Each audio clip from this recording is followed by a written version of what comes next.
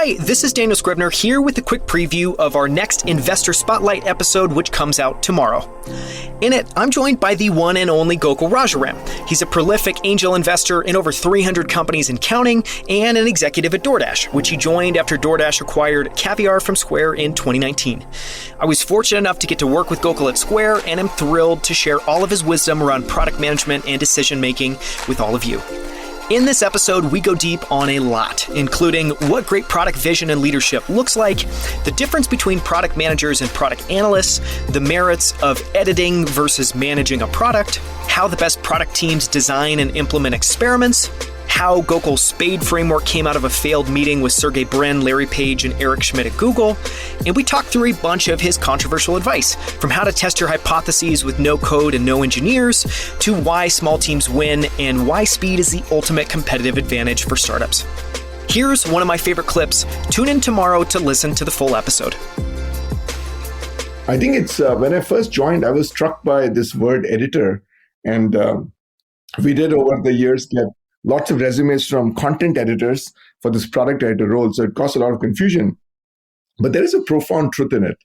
The word product manager, many young product managers gravitate towards it. Unfortunately, it's become it is part of the lexicon, so it's hard to get out. But it seems to imply that the PM manages the product. And it somehow even it seems to imply that they manage a team, which is not the case.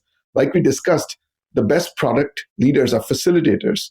They know that the real builders are the designers, the engineers, the people who are building the product. And their goal is to really make sure the problem is clearly stated. And the people who are building the product, they facilitate a great brainstorming of different approaches to solve this problem. And they run experiments to figure out which of these approaches is the best one.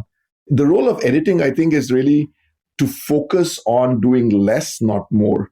Because like we talked about earlier, instead of going after every single input, you want to focus on a few inputs. And so you want to edit down the inputs to the highest leverage inputs, edit down the features to the highest leverage ones.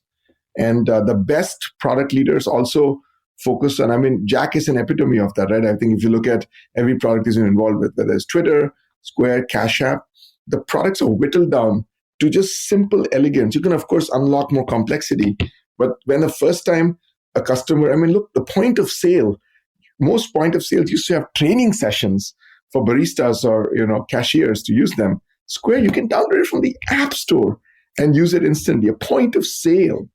And so when you can take a point of sale and build a product which is completely intuitive, where it's like using essentially, any simple consumer app, that shows you the power of editing. It's really focusing on the small number of things, small number of features, inputs, whatever the case may be, that make that product remarkable. So it's, I think, an exhortation to think of oneself as going for a minimalistic approach, and really prioritization is what I think of. Prioritize the things that matter and don't worry about, look, Square was not a perfect point of sale, but it focused very heavily on the things that matter the most and less on things that matter less. Instead of trying to be everything to everyone, stand for something.